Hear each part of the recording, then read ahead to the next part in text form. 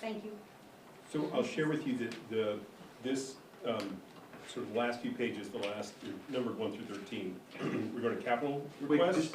just so for the people calling in it or watching this, we gavelled in at the Hamden Select Board meeting, and we just went into recess to come back here to continue the meeting. We're already gavelled in, and we're just gonna jump right into it. Thank you. So just, what I'll share with you is that the town of Wilbraham reached out, actually 3 different people. Todd from the Finance Committee, Derek, who's their accountant, with the capital planning chair, Nick included, and then subsequently I got a request from Barbara, which I haven't replied to yet. But they all wanted updates on the capital plan, because they're gonna have those conversations this week. So I did send them this set of capital requests, working through, based on the conversations we had with that capital planning committee and then kind of circling back with the facilities group about what we can do. I've sort of simplified here on the front page of like, here's specifically the ask for 27. As I noted at the Hamden meeting, I'll look again at that transfer switch replacement. That's an electrical change, not a computer switch.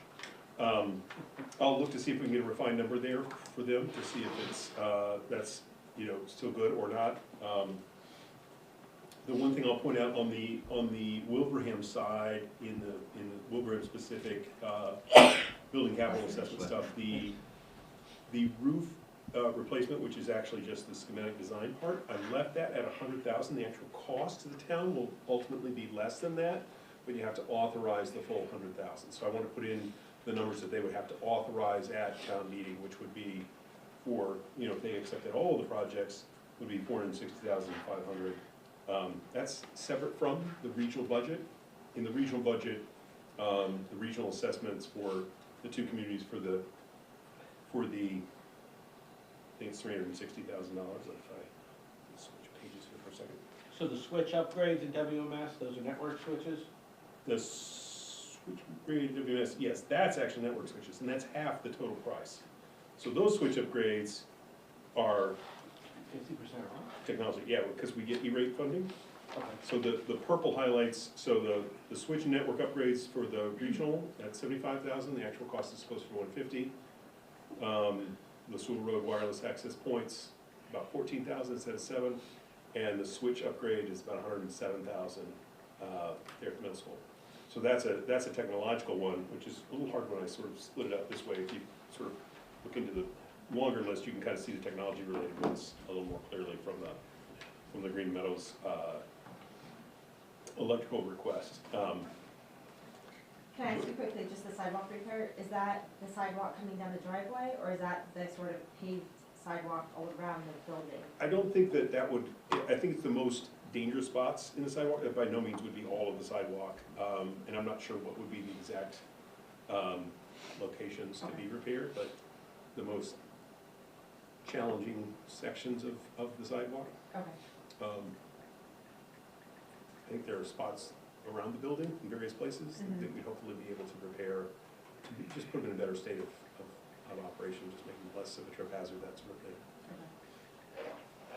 So $335,000 of this are items that have either some kind of reimbursement or some kind of other program that's using to partially subsidize the program.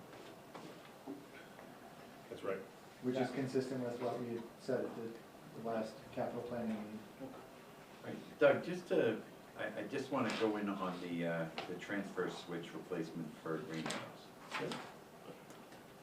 $150,000 for a switch Computerized switch. Seems to be exuberant. Yeah. So if you saw what the switch looked like, you'd be like, oh, maybe that's not so big. Okay. So the switch, I'll say, is probably almost the size of that section between the windows. Okay. It's a massive piece of equipment that is basically the on-off switch for all power coming to the building.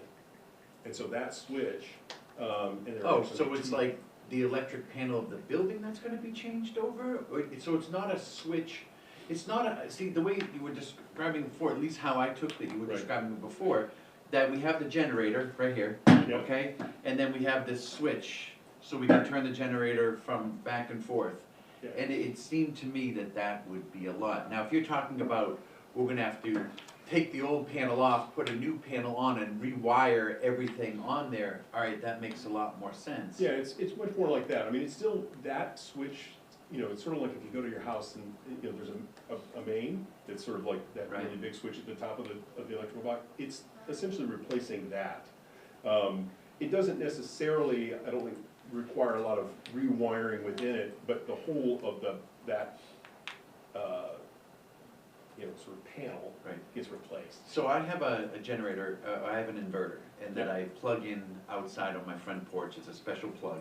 But before I can transfer power over, I have to go in the basement and I have to flick this switch where I'm cutting myself off from the street, and we're going right in, and only certain things work on there. Like, for example, the stove doesn't, because the stove's electric and it just, that generator wouldn't be able to do it. The AC wouldn't work on it because it's just too much, right?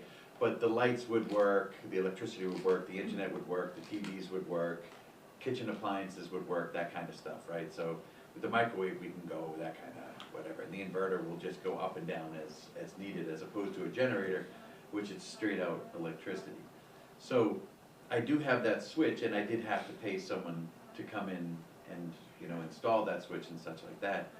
If that's what we're talking about, and then having to add this section over, I mean, I understand, but still, $150,000. If you told me it was $50,000 to do that, I'd still be going, wow, that's a lot of money, right? So the fact that we're at 3 times what, I'm still saying, wow, that's a lot of money on. I think we need to get more information. If you can get maybe, here's what the manufacturer, this is a PDF of the you know what I mean? And just to share that with Hamden, because I think what they had said was, wait, so it's gonna cost $600 every time we have someone come out? Well, I don't think that they get the fact that the switch is bad and it's gonna, you know, it's only a matter of time before we lose the ability to have power in the building without replacing it as an emergency. right, so it would be 250 times for them to come out, and then you did say, now, that part of that switch is a manual switch, and that's, the whole system is failing. So I think what we need to do is maybe take a picture of it, get a schematic of what's gonna go in there, let them really look at it, because I was always under the impression that this is something that we need to have, right? It is. So if this do we fails, need- the building won't be able to be open. If there's That's no the short power, story. right? There won't be power. That's the point, is that if this switch fails, there's no power to build it. That's the short story. I mean, Even if the power's on, because you Right. won't be able to access it. Right. But if we disconnect the whole generator, now how much is the generator for a generator? What is the whole cost of a generator? Is that under or over $150,000? It depends on what size, but, you know, they can be anywhere from, you know, 150 would be very, very inexpensive, and probably just a very partial support of a building like that. And you can spend $500,000 if you really wanna sort of float Right, the price right. up, but. But that's what I'm trying to say, is that, so Yeah. the price for the So the switch or panel replacement is gonna be roughly, the Cost generator of the ties generator. into the main panel for the building. right? And so, when the generator was installed, it was tied into the main panel, and it has this component that allows it to switch back and forth between, you know, street power and the generator. Right. But the original sort of switch, you know, or main for the building is what's really failing, and so we see it that it's in that failure mode when we transfer to the generator functioning, and then try to go back. Let we have me to literally make sort it- of fully power it down and then bring it fully all the way out. Let's say we remove the generator from Green Meadows, right? Mhm. We no longer have a generator there. We still need this switch or not? Yes, Yes, okay, that's the thing. yeah, That was the point that didn't get across before. right, Regardless of the generator, this is something that is inherent to the building that needs to be replaced, Yeah, and see, I think they understand that, I think they just. oh, I don't think so. well. I mean, either I'm way, not saying mean, they're not I didn't understand it until you Right. just said it I right. think they're just, would like some refinement on the, they were surprised by the Yeah. price and refinement, I Right. think, on what Perhaps. the replacement would cost, like what they're doing with the replacement, what's Right. involved, what it entails, and then Right. just a refinement of the price. And is that the current price, has it gone down a little bit, is there a way to, It's more likely it went up, but point was taken, that, Right. you know, they're like, they had a lot of questions about that point. I'll work with our facilities people to get refinement. I mean, I would Better an suspect, itemized list, like cost of the part, cost of the labor, yeah, cost I mean, of, the part other alone could be materials to $100,000, install the I part. don't know. Yeah, and the thing is, if the price, I part think is the price probably is $100,000, it's $125,000. $100,000, I don't think anyone's debating that. but I It's would, just yeah, double checking the number to make sure that that Sure. is accurate. And then I know the question, I don't know if you heard them say, you know, can you get a used switch? I mean, again, is that an option, is it something, so just, I mean, I think just explore it, and if you can't, you can't.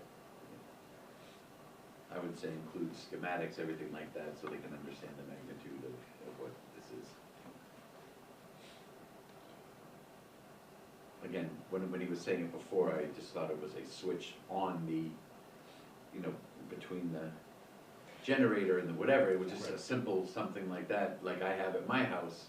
It's not, it's basically replacing my whole electric panel, is what it is. Cause like you said, no generator, it's still gonna fail, we still need it. Thank you. I think there's other points I want to make about capital, other than I just shared it with Wilbraham this afternoon. So what have you removed from this?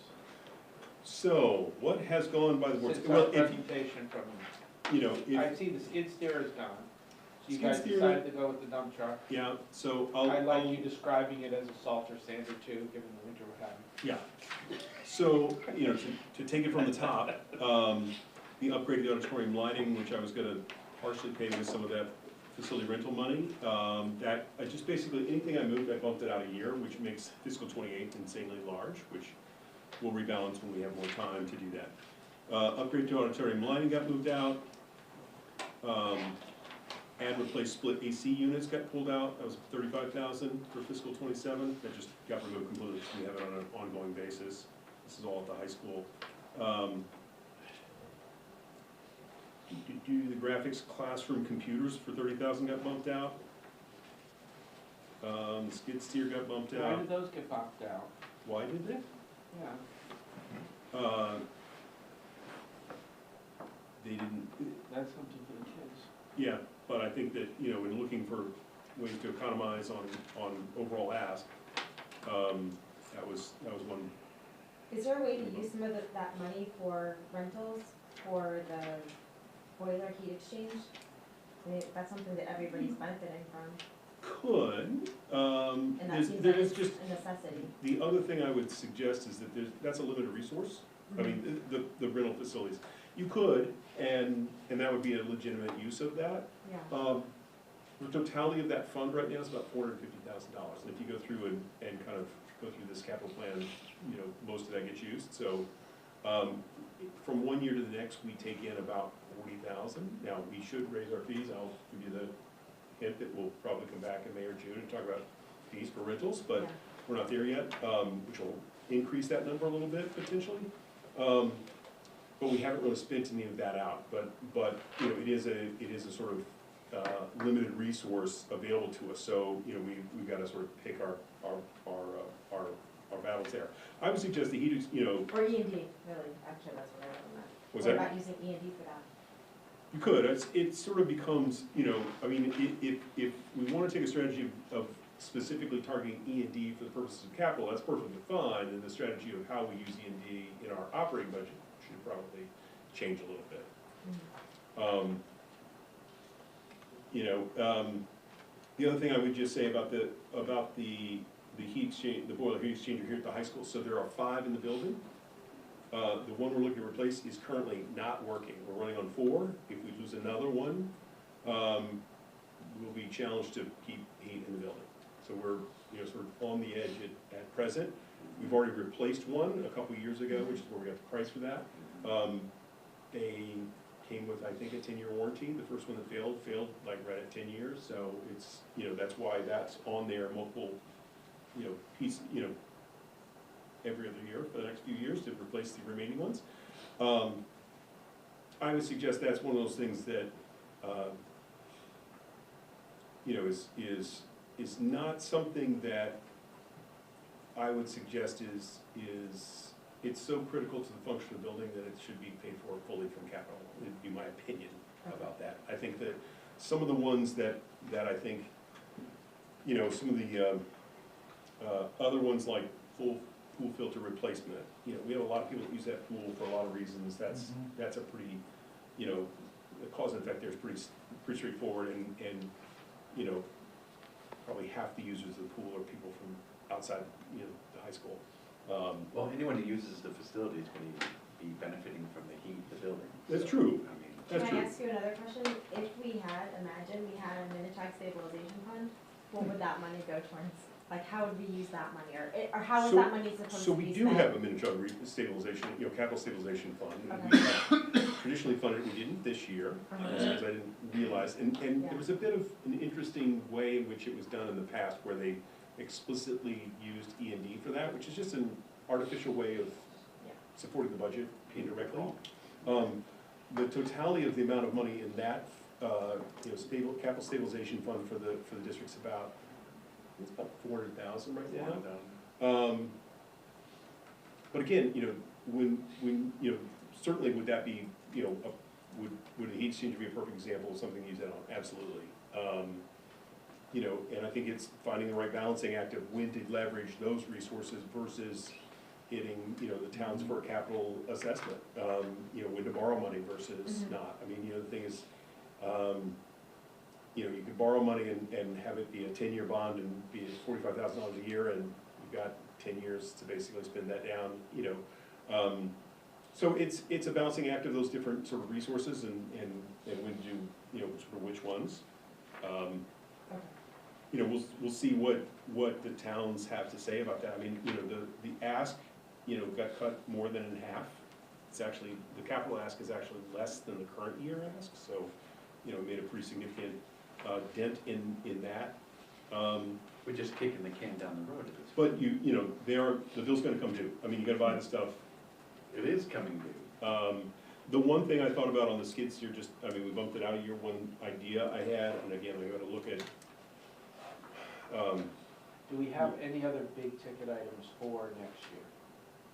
Because that was, I think, one of the things we choked on, right? The dump truck and the skid steer were both big ticket items.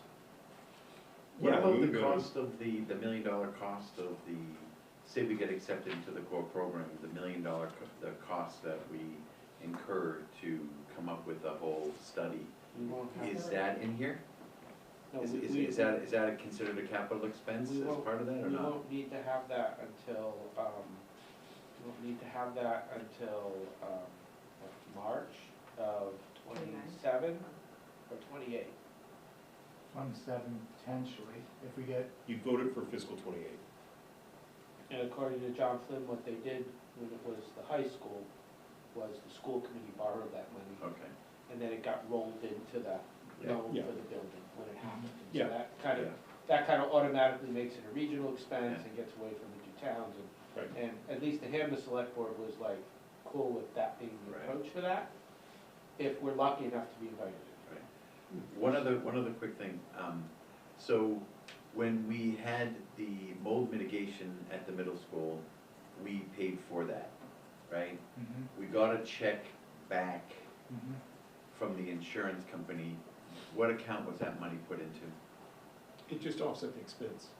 So we incurred all the expense, which would have, you know, So we didn't already pay it all off, we just had the bill, no, we paid it. okay? The thing is that we sit on, at any point in time in the year, we have a fairly decent amount of money in sort of cash on hand. Okay. That's And it. so, you know, our interest income took a hit last year during that span between when we spent that 300,000 and when we got it back from the others. You know, 9 months interest on $300,000. Yeah. So our interest income last year wasn't as good, but we generally have enough cash flow to tolerate that kind of a hit. You know, and just to, you know, to give you a frame of reference, you know, every 2 weeks we have payday, it's $1.5 million or just under $1.5 million. So we have some cash on hand. Now granted, we have, you know, revenue from the state, Chapter 70 once a month, and, you know, other sources that kind of keep sort of rolling money in the door. Right. But we have, you know, we are in a fortunate cash position to be able to take a hit, and, you know, pay the bill in a timely way, and yet, you know, need to get reconciled before the end of the fiscal year. So that money that came in kept E and D from being negative? Well, E and Because it D, went towards the budget. for the- yeah, I mean, you know, E and D would have been decidedly lower. I mean, it would have been, Right. you know, $900,000. When we have to pay the piper at the end and Right. settle everything. Right, if we didn't get that money, we would have had a that lot much less less money Yeah, to yeah, be well, certified in the. yeah, it would have been certified under, you know, $900,000, and we would have probably, you know, we wouldn't be using $700,000 to support this year's budget. Nope. Just back to, there are other capital things that we bumped out, in the specific, plans. The thing I will say on the skid steer, so the idea there, we collect parking fees from high school students, which is another one that I will bring back to you for review. We have very modest expenses for parking fees. According to us. What's that? I said according to us. Do you remember when the students came? Yes, that's what I'm saying. We had an auditorium Quite a full of, full. or a library full of students, Oh, and I'm the sure that- students They spoke want the about parking it. fee decreased. Yeah. Because I'm we sure used that- it, yeah. They would like it to be, you know, Right. this is their money, you know what I mean? And Which they might want, be you a know- cup of coffee for us a day, for them, it's like, you Yeah. know, yeah. It's, I mean, you know, I'm not gonna suggest $1,800, which would be $10 a day. I'm not gonna suggest that as the parking fee by any stretch. At the same time, it's a privilege to drive. We offer transportation to every single student for free to them. Why is it a privilege to drive? I'm the teacher. Well, It's in the driver's hand. You just said it was, I've heard it said Driving is before, a no one's ever privilege. told me why it's a privilege, why is it? Because if you're not safe on campus, you can be told, don't drive anymore, take the bus. we offer transportation, so you're not compelled or, it's not required for you to get here. You can get here without Without transportation. it. You can walk or take the transportation we provide. We're not, you know, we're not basing our transportation. And with that comes an expense, and parking here is one of those things. And so we use it to offset the price of the little tags that we have. You know, we repaint the parking lot with that money. There may be a little resource, and I wouldn't suggest the entirety of that $75,000 for the skids here, but some component of that might be able to be funded from that resource. Again, just trying to be creative about applying those resources in thoughtful ways. You know, if we were depending on, you know, where we are in 3 or 4 or 5 years, some of that money would be for parking lot repair as well, which will be a, you know, thing that's the balancing act in the short term. It's like, oh, could we buy a skid steer with this? Yeah, that's great, but do we then, you know, sort of prevent ourselves from being able to do as much in repair work that we might need to do in 5 or 8 or 9 or 10 years? We that need kind to of be thing. So, saving that money for repairs because parking lot repairs are expensive. yeah, paving generally is And very, it very needs to be done. expensive. It'll take us 3 or 4 years before the towns will let us do it. Right. Trying to think. So the skid steer is put off for next year. Yeah, I just bumped it out a year for now. You know, and again, So we'll, do we have any other like trucks or golf carts or anything, or Kubotas for next year? we have a pickup truck with service body and plow for $85,000 and $30,000 for, is that a mower or field groomer grader for $30,000. So we have a pickup truck on for next year? Yep. Too, I mean, Yep. a snowplow. Yeah, it's a Do pickup we truck get our- and plow, so it Are does they both. brand new, No. What we have now or what we would be purchasing? what we purchased? This is suggesting, you know, purchase of new would be, that would be close to the right price Okay. for new 85,000 yeah. for, with a plow. with a plow, for a truck and a plow, doesn't that seem low? Where do you see 85? I see 95. 95's for the bigger, that's a bigger truck. Okay, is that new? That would again be the, Actually, Really you good. know, I mean, I drive a pickup, so I keep an eye, well, you drive a pickup too. You know, new pickup trucks are going for 90 grand. yeah, these guys don't get the, like, you know, they might get air They don't conditioning. get leather seats? No, they don't get It's leather not a seats. trolley. No leather They seats? traditionally bought, I mean, I will tell you this, the newest vehicle we currently have in the fleet is a 2015. And 10 years is a pretty typical lifespan for a pickup truck, and especially in the environment, we do it with sanding and salting and plowing, which are, you know, as a DPW director, it says like, yep, we buy these trucks, we just drive around and run into things with them. Because you put a plow on the front and you're invariably running them into things. Whether it be stuff in the street, curbing, whatever it is, it's very hard on vehicles to plow them, to do plowing, but it's a necessary thing that we do, and you know, it reduces our cost for, you know, contractors to come and remove snow, and we can be much more responsive to you know, the How building many needs. vehicles do we own? That, I don't know off the top of my head, it's a pretty modest number, all things considered, for district our size. So like, I know that what the town does for the police cars, the fire trucks, the ambulances, all this kind of stuff, they've got a list of what they own, they have a plan for how long they're good for, and how long they're gonna be replaced, and Right. that's like drawn out specifically for the vehicles, Yeah. and capital kind of plans on that and accepts it. Yeah, I that, wonder if we should put together a similar plan with all, looking at all our vehicles, their ages, their expected lifespan, and a cycle for replacement. yeah, that's absolutely what I'd like to do, I haven't had a chance to do that, Okay. but that is exactly what I would, you know, because again, there's a couple different pieces, because, you know, you also have, you know, what's your insurance on all those vehicles, right? And, you know, what are your operating costs related to those vehicles? You know, and a number of those are not road vehicles, so when you think about the Kubota or the little gator type tractor things that help move things around, we wrote, you know, a whole host of trailers that you have, that you have to insure and occasionally do repair or replacement work on as well, that get those things from point A to point B to then do the work on the fields or the sidewalks or whatever. So, yeah, putting a plan together of a replacement cycle, because, you know, that is definitely one of those things where and again, we don't have a tremendous number, but it is also a question about, so we currently have one van that we use, that athletics uses, special education uses, is that the right number? You know, I'm not saying we should expand that fleet, but, you know, we can, depending on how you structure it and do things, can often save operating costs by running your own van. If you've got a driver and the equipment, you know, you can sometimes do that less expensively than to hire a third party to do it. But, you know, buying the vehicle is the big, you know, bite of the apple that you have to do at that point, and then the replacement And maintenance. the on top. collaborative doesn't provide that aspect of transportation. They do, but they have their, you know, ability, capability, or lack thereof, that we're we're working with them on, and, you know, so that's the balancing act, is how much in-house versus external that you know, to be as nimble and effective as you can be, and cost-effective at the same time. Those are the challenges with the, you know, owned vehicles versus, you know, hired vehicles.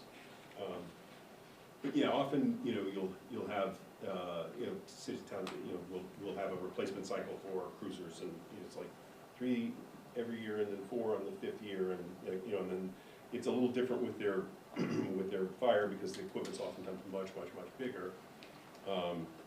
And they often, with like ambulance, they often have ambulance receipts that help offset some of those costs a little bit there, but yeah, we aren't going to be generating any revenue from any vehicles we own, Right. which would be a thing to offset, but. Can we talk about the fact that we are millions of dollars, the delta between what we're gonna get and what we're asking for is about $2 million, right? Am I roughly there? Yeah. Yeah. So, is this gonna be like, you know, when the town, like, hey, we're gonna increase your chapter 70, but we're cutting transportation. Hey, we're gonna increase your transportation, but we're cutting your chapter 70. we're giving you the same amount of money, is this gonna be in one bucket instead of the next? And this is kind of the same thing for here. We have our budget, and then we have capital, and it's all, here's the one number that we're giving to the schools, and it's gonna be all inclusive of that, whether they give us a little more on the budget side, then they're gonna have to cut some of the, capital expenses, give us more capital expenses, they're gonna have to cut what they give us on the, for the budget, so, but we are astronomically apart, like, So what are we doing? So I think if the towns chose to use all of their excess capacity to help with the budget, so that would go beyond what they're earmarking now. I Right, think that would bring the delta closer to $1 million instead of $2 million, which is still a huge delta. and it's a huge ask. Cause we asked that last year, we were told that we were way into the excess capacity, you know, approaching the levy limit, and then it wasn't, Yeah, oh yeah, I know. yeah. But So, I think that they really would be but, well but, into the levy limit, Right. well into excess capacity. So, you know, it's worth I don't know what position, I don't think the towns for sure know what position they're gonna be in. I've heard positive feedback in that they want to try to garner as much support for the schools as possible. But realistically, I think we need a plan to help, Right. to do some on our end to bridge the delta, and that plan is not gonna be nice. Right, and Michelle, my question to you, maybe I didn't ask it in a way that John understood, right? It probably fell on me, right? But when I asked, how much do they have before what excess capacity, what are they looking, like, you know, Wilbraham looks for $1 million, right? We wanna be $1 million under the levy limit, you know, but so Hamden doesn't have that number? No, they don't just work it, like, at a Okay. exact number, yeah. All right. I believe they have that number, but they didn't want to talk about it. Yeah. Okay, Well, I think they haven't, well, I think that they have not, you know, confirmed that that's. the so it's exact not an number. every But they year, don't like say every Wilbraham year says every you year have we to wanna be be under $1. a amount. Yeah, so that they're like, they have it where they That's want where it we to go. be, cause again, if something comes up and stuff like that, I understand, but. You mean like a huge increase in the cost of insurance for both the towns and the schools? Yeah. I mean, you know, it's like things are coming up, so, I mean, I And don't they know, do their best to be prudent and fiscally responsible. Of That's what course, that's what it of course, so. yeah, but Yeah. in having this conversation to, like, how bad is it gonna be for us? And what's on the chopping block? Mhm. I know we had created a list, John, last year, that caused a lot of controversy and stuff like that, but, There's still a chop list. yeah, do we have that, do we have an updated chop list?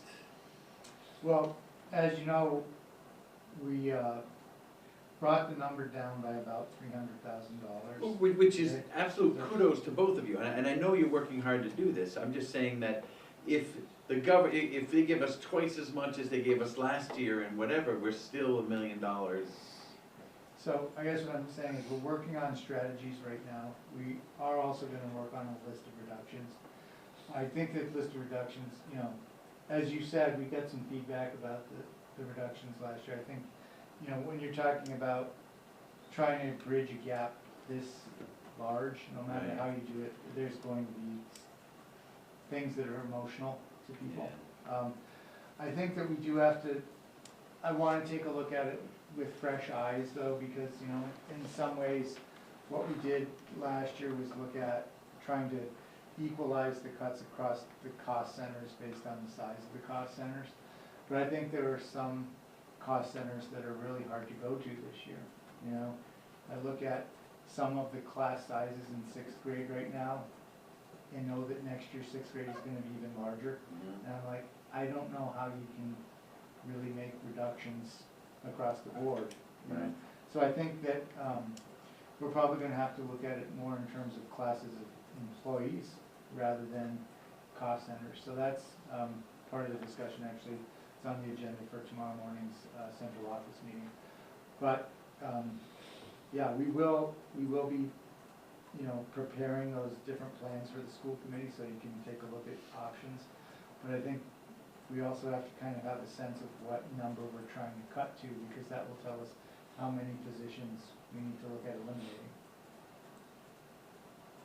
So, yeah, so Patrick, since he's didn't get invited, and it's okay, except, you know, I'm gonna catch crap. I'm gonna catch up for this later. I'm just bracing for the impact. But he talked to me earlier today, and he came up with this on his, he was criticizing, coaching, teacher coaching, and in particular, I guess, the increases in the cost of teacher coaching since 2007. And on my own, I already brought up to you, because, I mean, I'm not here warm and fuzzy things from the teachers about coaching, but I kind of have always had the attitude like, well, this is like your medicine. It's good for you. You might not like it, but it's good for you and it's good for the kids and stuff. But that might. That's at least on the targeting screens for Wilbraham FinCom, I think, at this point. So one thing I would draw your attention to is page 5 of this. I had Doug take a look at the coaches because I received that email as well. Oh, yeah, and he sent the email, yeah. Right. I asked him to call me after he sent that email, because I didn't want to put it. So, you know, I guess I would ask Doug just to walk through this to try to provide some more context for how this is happening.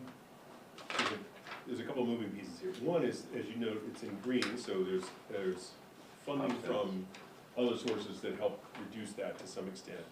So one piece is that in the current year, we have about $28,000 to $30,000 of Title II funding that would reduce that number, which reduced that 29 or 299, 211 is getting reduced by like $30,000 because of Title II funding, which is not reflected in that 402,973. The other thing I'll point out is, in particular with regard to current year versus next year, is the staff all got steps and lane changes. So a step's about 3%. Lane change is most of them step 2 lanes from what we had budgeted. So that's like $4,000.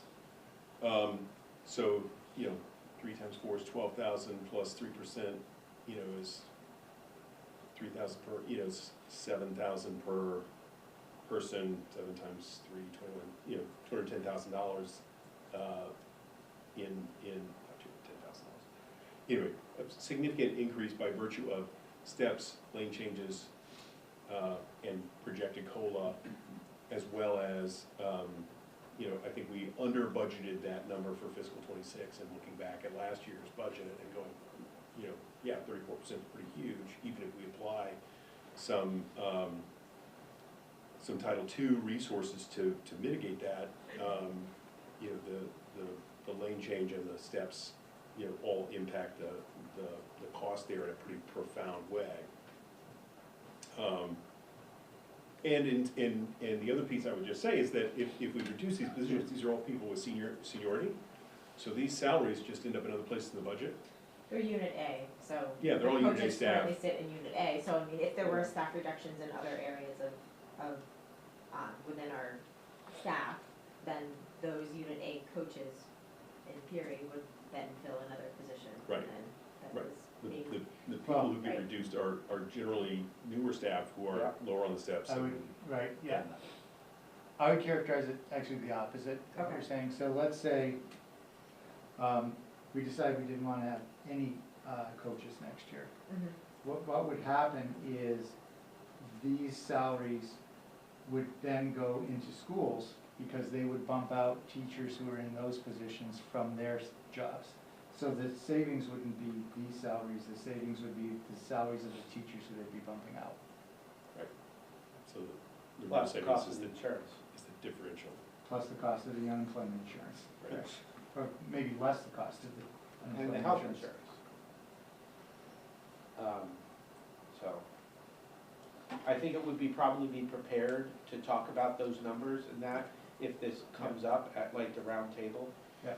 And it might even be, if you guys think it's okay to put it in writing, to send Patrick a response, maybe coming from you, one of you two, not me, I would, to his, you know, about what, you know, what the financial impact of reducing coaching Well, would be. 'Cause I guess my only issue with that is I think that and this is just, I think in general, we're talking about the budget.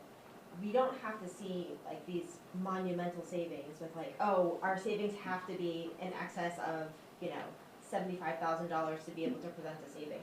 And I think what both towns have asked us to do year over year is say, can you find savings somewhere? If you can save 20 here, you have 35 here, and I think because that all accumulates to larger dollars. So I think I would just be mindful of that when saying, well, you know, we're not saving as much as you think, but savings is savings, and I think that's how everyone's looking at it.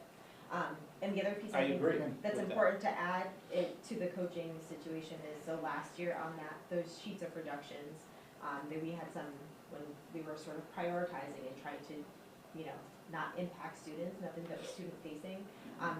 There were a few vacant positions, I believe some were in the business office. One of them was a coaching position that had not been filled and remained vacant, and that is included in the budget for 27. So it's not a current, so it would be a total, so for FY 27, we'd be looking at a total of 4 coaches, and we currently have 3 coaching positions filled, just. If I can jump in, Yeah, I just think- to say what I thought Patrick, the point of Patrick's message is this, I believe, or at least what I took from it. AI is coming, okay? Yes. And anything that you think that AI might do in 2, 3, 4, 5 years, they could do 2 years ago, all right? So I believe that we will see, by the end of this year or next year, there will be an AI teacher somewhere teaching inside the United States. It's most likely gonna be this year, but I'm hedging my bets and saying, let's give it another year, all right? I am absolutely serious on this, and I know everyone's saying, no, teachers, and I get it, but you do not understand the power of AI. Everyone's getting a little chat GPT on here that they're trying to make you pay for, and it takes 10 minutes and whatever, it's seconds, it's milliseconds for them to do things. I looked up today, I wanted to see if I could get my son an AI tutor that he could talk with every day and whatever, just as a pilot in my house to see like what positive or negative effects of doing something like that could be with one child, right?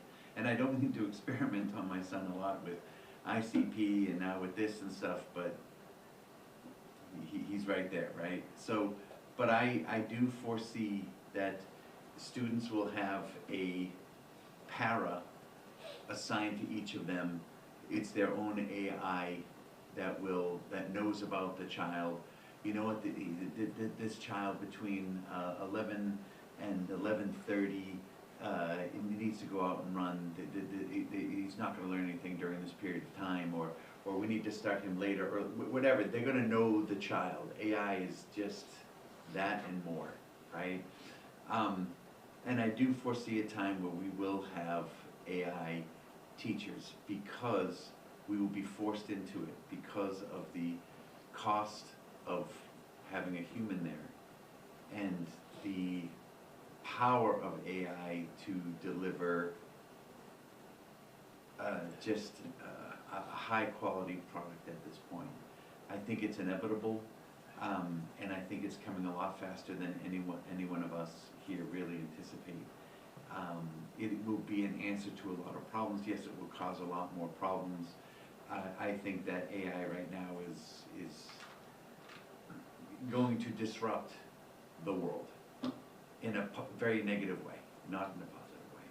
But it's coming, and with the cost of everything, I don't think there's anything that we can do to stop it other than maybe being at the front line and try to just humanize it and optimize it better, rather than waiting to have to make a decision to do what everyone else is already doing, having us be more at the front line so that we can shape how we want it for our district. But it is coming, it's inevitable, and it will disrupt. So without trying to understand what was in Patrick's mind or in anyone else's mind, I think to try to provide a little bit more structure that could be, I'll say, more feasible to work through. I think what would be helpful is to get some direction from the school committee or even from the subcommittee.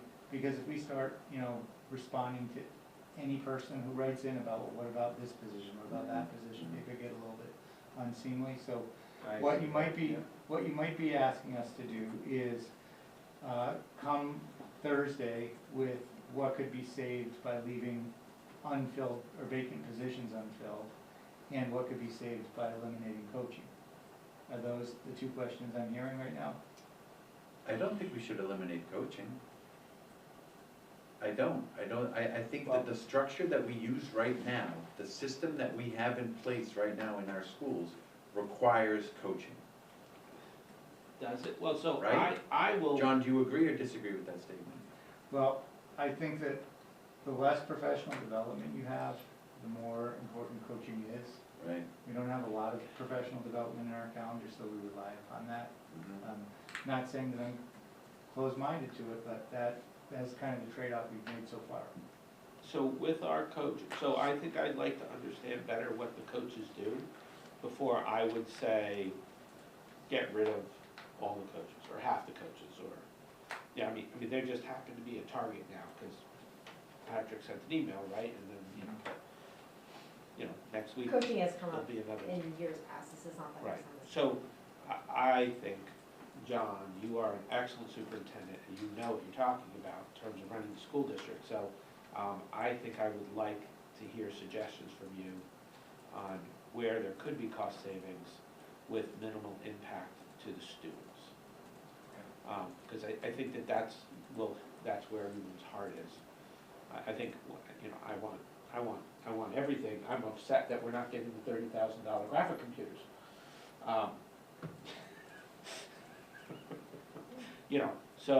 But, Can we get those through a grant also?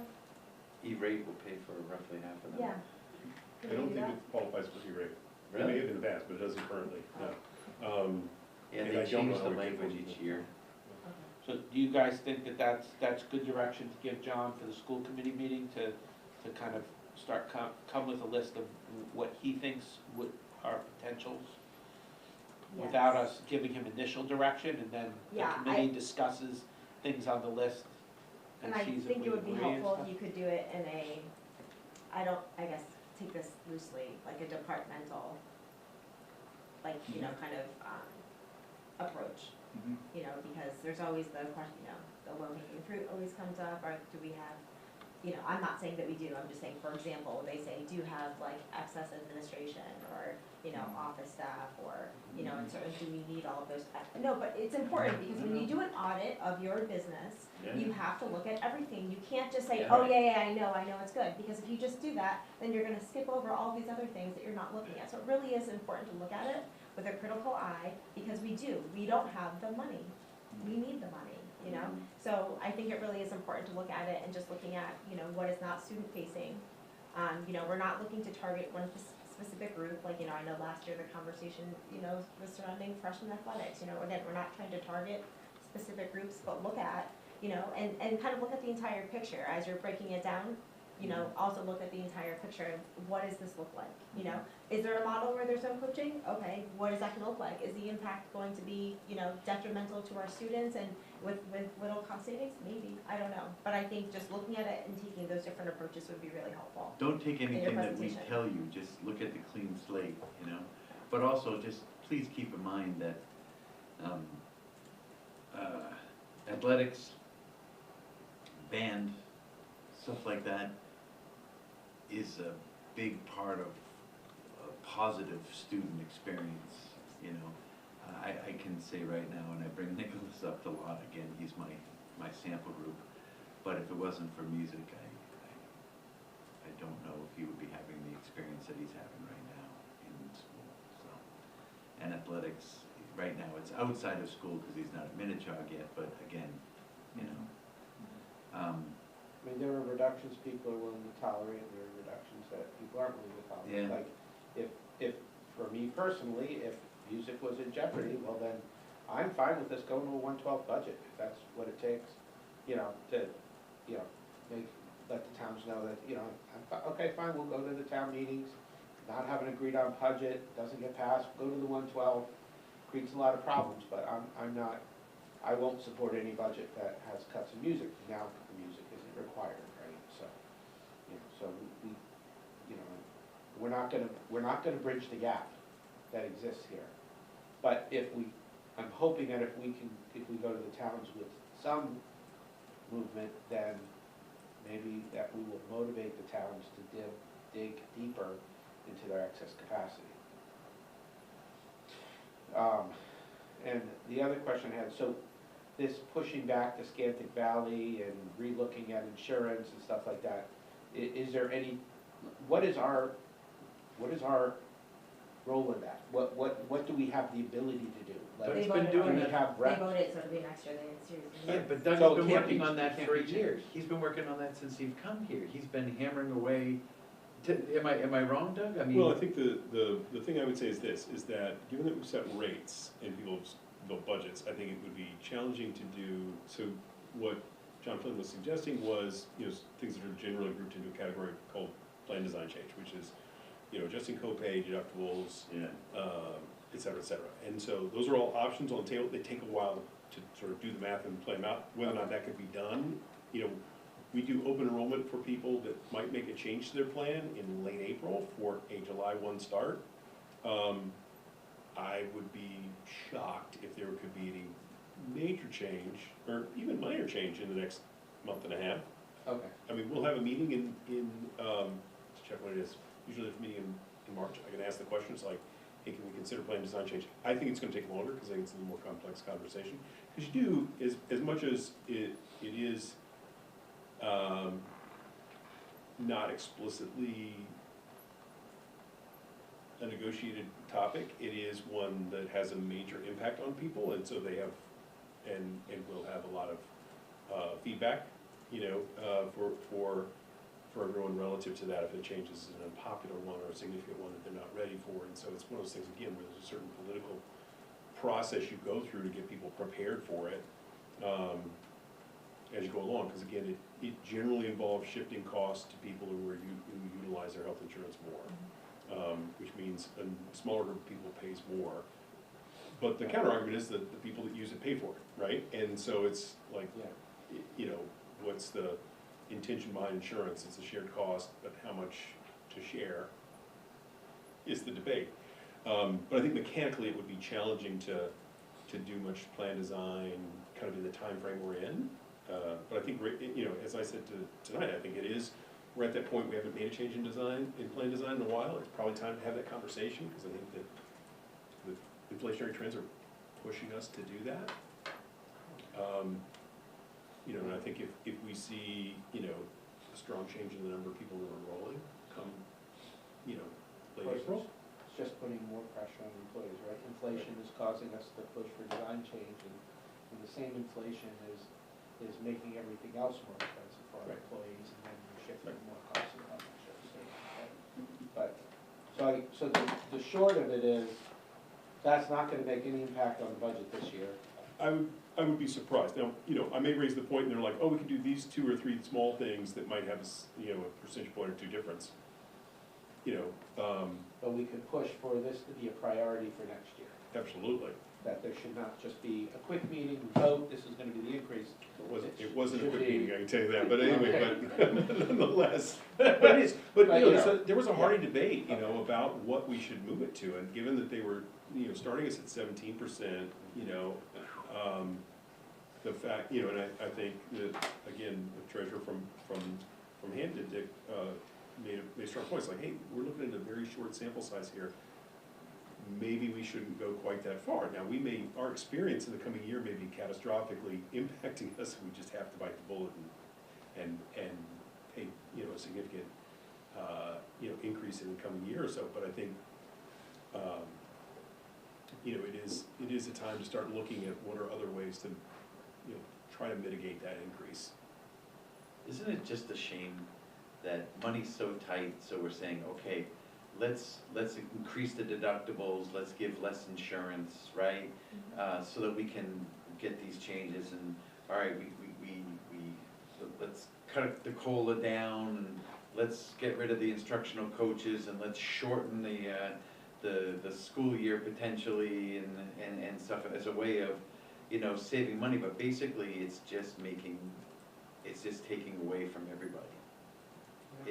We're just taking away from everybody because America can't afford itself right now. You know, some people are doing well, I'm sure, you know, people around this table might be doing well, but there's some other people around this table that are not doing well at all. And in our communities, I think everyone is Everyone's getting feeling it. squeezed. Yeah. I mean, I just went on a vacation, it's the first vacation we went on. Half of it was airline points paying for, so half the tickets were paid for. We stayed in, with family, we drove a family car, and basically it was just going out to eat and going to see some stuff, and then now we're broke. So, With the tan, we're broke with the and my tan. tan, There you right, go. and my tan, I came back whiter than I was when I Where went. did you Joy. go? Florida, we went to St. Augustine, but we were with family, and we couldn't afford it if we didn't have to pay for hotel, we didn't have to pay for a rental car, and we only paid for half the tickets, right? And then other than that, it was food, and the family we have down there were amazing, they paid for a lot of it, you know what I mean? It was great, but at the same time, we're not gonna go on vacation for a long time. It's Good not- weather is coming to New England, eventually. Yes, my son has been looking every single day, 10 days out, trying to calculate when he says that, I think today is the last day below zero for the rest of the month is what it's looking like. I said, don't worry, in April we'll have a massive 5 feet snow. If he can tell the whole month's weather, he's doing a lot better than the weatherman. Oh, yeah, no, he's looking in so many different places. Whoever writes for the Republican was predicting the whole year. He said this is gonna be the coldest day till next winter. Hey, I'll take it. Well, maybe my son read that article because he agrees, yeah. Yeah, I think all in all, I think that regardless of, we're trying to come up with the least impactful cuts, but I think that they're all impactful. And we understand that, and we understand Yes. that none of this is easy, and it's, you know, it doesn't, I get it, but they're all impactful. And, when we go to eventually present cuts to the towns to say what we're doing, I think it would be good for each of the cuts to have a description of the impact that each of them will have, because Michelle's absolutely right. Anything, come on, we've had the screws put to us so much for over the last decade. You've said the line, there's no more fat to trim, we're cutting away the meat, right? we've been cutting away the meat for years. Right, so every change will have an impact, and so, you know. And I think the reason also for that choice, and it's not just, we're not just recycling the list that we had this year, or plus the year before that. And I think also making sure that you're doing that audit of looking at every department, looking at every direction and trying to be creative, thinking outside the box, like, you know, are we missing something? But, Yeah. but Can they we do do this every year. No, I know, but, Yeah, yeah. you know, every year you do it, it doesn't mean that you just Yeah. like, oh, you know, I just think it's really important, because it's when people Yeah. show the effort and show that you did your due diligence, it's really important to not just say, yeah, we do it all the time. We know you've done this Yeah. work, we know you do it every year, we just want you to show your work. Like, just don't give us the answer, like the teachers say, show us your work. Right, So let's prove to the community that you have done your work, that you have done it, and that way we can get It's the just so point across. frustrating, so much of this is out of our control, yeah. so much of the increase. And then the beautiful part is, we have to come up with a budget before we even know what the state's giving us. And that's Let's what, be fair, what is God this- has to come up with a budget. but we have to vote on it. We have to vote on it. We have to vote on it. Yes. But the state, what percentage of our budget is the state? Is it 24, 27? I'm trying to I remember. don't think it's that high. No? It's not even that high. Well, You take a- chapter 70 is Yep. 13.3 of 65, Yeah? so it's, yeah, by probably 20%. I'm doing that quick, in my head, 13.65. I don't know. About 20. Yep. So it's, yeah, it's roughly 20. You know, and the struggle for districts across the board is that percentage is smaller than it used to be. In other words, the growth of Chapter 70, you know, and this is independent of, you know, Student Opportunity Act and some of that sort of stuff, is less than the inflationary pressure on the budgets. Right. You know, that's just and that's, and you know, and I'm not faulting that Chapter 70 is only going up, you know, on a certain percentage, because the entire state budget's limited by that as well. But then how many towns are in the hold harmless, which means that About 280 at this point. 280 out of 300, 350. 350, 280 Yeah. out of 350 districts are in the hold harmless. And what that means is that if they applied the calculation that they're supposed to apply to our budgets, 280 of their budgets would drastically decrease. So that means that the formula is wrong, the formula is, it doesn't work. Yeah. And we're paying for it. What is the roundtable again? Do we have a date set? We have, March 17th is something that one representative can attend. Two can attend if we wait till April on that first April 2nd, April 2nd, yeah. Isn't the budget done at that? It is, so Mhm. it's up to you guys if you want to have one on I, 17th. for one, am not pleased that we were stood up for the roundtable. I know it was on account of weather, but it's, you know, it's, especially this year, when there's so much pressure, and we need help from the state, and we're supposed to be able to speak to our representatives and present our school's problems, and I feel like we're not getting to do it this year, and that's a real failure. I will be talking on on the part of our legislatures. at our roundtable, superintendent's roundtable on Friday. So I'll share, I'll preview what I'm gonna be sharing. Okay. And I'll bring strategies. I think what I'm taking away from this is to bring away some strategies rather than definitive cut list and what we might get from each of the strategies. I like that. I like that, because I know Yes. you don't want to make a list where people are like looking at the list like, is that money, John? Right? I like that a lot, John. I like that a lot, thank you. So, but yes, you can feel free to share with the representatives that I feel like, at least me personally, am not really being well represented right now. Both as a resident in And the as a district. newly elected delegate to the caucus for Massachusetts as a representative from Wilbraham, I will be taking all of that into account when I make my vote for who should be on the ballot for the Democrats.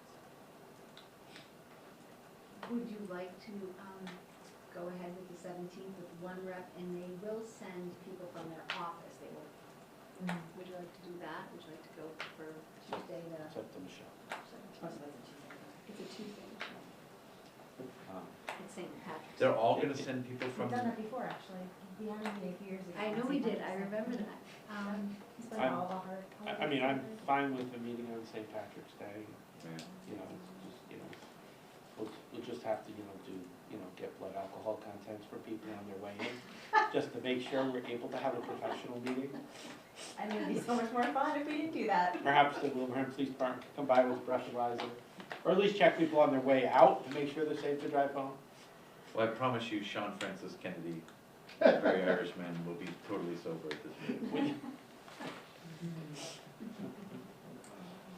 I like there's some I'll have to stereotypes. check here. I think we're gonna have to I think I report can make them. that stereotype against myself. I think we're gonna have to report them, John. Luck of the Irish, I noticed on your mug. Oh, that's right. This is, every year at this time of year, it's just the, when our only hope is that if I play the lottery and if we win, then we have some money, it's just not a good strategy, it's not a, I mean, I'll go buy another ticket, but But most years, you could win on a scratch ticket and bridge the gap, This year, I think you'd have to win the Powerball, Sean. Yeah, that's what I mean. I don't think That's there are what I'm any talking scratch tickets that are enough to bridge the gap. No, I'm talking I mean, Powerball. we're much worse shape this year than we have been, at least in my short tenure. In my long tenure, it's longer I mean, a tenure, it's the $2 worst. million gap Would you say, is would you agree? devastating. Well, the good news is there's always next year. So Huh? I said the good news is there's always next year. And next, but we did say last year that this year would be worse. Yes, we did. And then I do think that next year will be worse than this year. Correct, that's what I'm saying. So Yeah. it's not the worst, you know? So looking There's ahead, next year. it's gonna be, Next year is gonna be, yeah. Well, I think the thing that I'll note, and this is a conversation the superintendent and I had about, you know, there have been rather extraordinary efforts made over the last few years to manage shrinking. You know, we've shrunk the budget over the last few years, you know, closing a building, Yeah. modifying staffing, et cetera, to you know, changing our whole bus routing system, you know, all those things that More than 20 positions. yeah, have, you know, navigated our way through, you know, the sort of structural problem that exists with funding schools, funding government We've generally, but funding eliminated more schools. than 20 positions. Mhm. I think that's a good way to start at the meeting and at the round Yeah, table. but It's then in my- today when they asked, My little written piece, yeah. no, but today when they asked us, is this a level budget? We said it was a level budget, and it's not a level budget. There's 20 positions missing from this, from From this. 3 years ago. Right. I mean, 3 years ago. if you wanna go back 10 years, it's like a third of the positions are gone. Can I ask a question? For everybody, if we, let's say with the capital expenses, right? Just for easy math, let's say we talk for $10 million of capital expenditures that we're looking over the next 10 years, right? Mhm. What if we were to get a loan for those capital expenditures? And just say, okay, this is how much those loans cost Hamden and Wilbraham for that period of time, and make it easier that, here, just pay us this every month for the next 10 years, you know, and it covers all of these expenses that we can get done at the beginning and just kind of be paying them off for that next 10 years. And then in the next 10 years, we can kind of do the same thing again. Is there benefit and logic to that? There's some, and so you know, there are places, you know, I come from a district that borrowed or got authorization to borrow for every capital project for its regional. And so you Oh, wow. had a debt service plan, Right, and we mostly just did short-term borrowing, right. and then renewed it each year, and estimated what we thought the, you know, interest rate for that year was going to be. That's a strategy, and so it shares the cost over a longer period of time. The thing is, if you're gonna borrow money, you have to borrow for a specific purpose, because Right. the length of time you can borrow for is, dependent upon the, you know, life of the thing you buy. Right, Right, so you do, you know, if you buy computers, it's 5 years. If Right. you buy some things, it's 10, you do a roof, it's 20, right. you know, that kind of thing. So you have to borrow for a specific purpose. You can't get just sort of like, here's, you know, we wanna borrow $10 million for capital. It can't be that broad, it's gotta be specific project stuff. At the same time. I didn't get into the But to. dirt of it, but on a global level, is it? That is a, you know, a strategy to take. It shares the cost over multiple years. It spreads the cost over people who get the benefit of whatever it is over that time frame. But you pay an interest cost. So Right. you're sort of trading interest for whatever, you know, in the last 20 or so years until the last 2 or 3, interest rates at the municipal level have been 0.5%, 1.5%, maybe 2 in a bad year. Yeah, And in the last 2 or 3 years with inflation everywhere else, now it's like 4.5%, 3.5%, 4.5%. yeah, It becomes real money. yeah. That interest car, you know, and it gives people pause. But it's certainly a strategy around capital to do more borrowing and to spread that cost over time, to just mitigate the spikes and sort of peaks and valleys. But it's